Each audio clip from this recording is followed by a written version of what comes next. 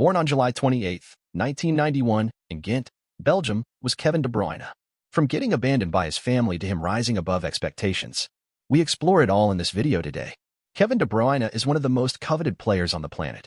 He has won over Pep Guardiola at Manchester City, is considered one of the Premier League's finest players, and is also succeeding with the Belgian national team.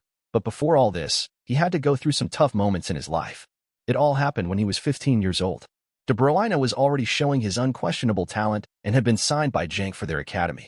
The problem lay, however, in the fact that Genk was 150 kilometers away from his hometown of Drongen, meaning the Belgian midfielder had to leave home young.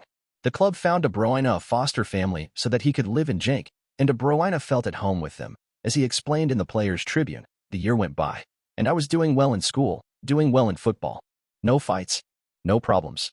At the end of the season, De Bruyne returned home for a few months to see his family. I packed my bags and said goodbye to my foster family. They said, "We'll see you after the break. Have a good summer."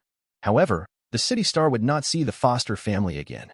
I walked in the door and could see that my mother was crying. I thought maybe somebody had died or something.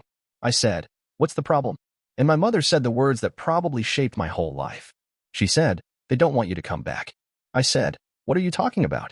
The foster family don't want you there anymore." "What? Why?" "Because of who you are. They said you're too quiet. They can't interact with you. They said you were difficult."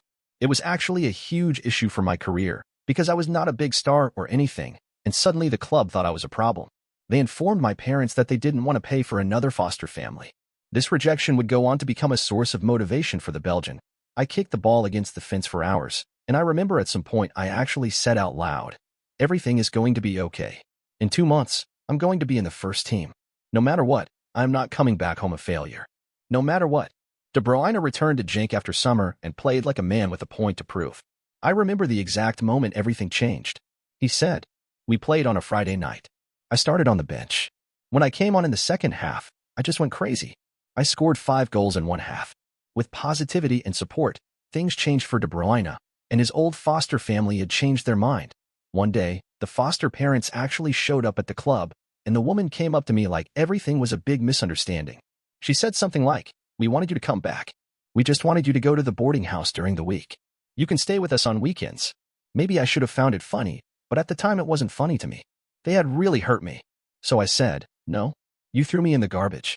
Now I'm doing well and you want me back." Unsurprisingly, De Bruyne never moved back in with said family, but he did take positives from a bad situation. In the end, I should have just said thank you. That experience was the fuel for my career. There we have it. De Bruyne's life-changing story. Please like, share, and subscribe for more content like this.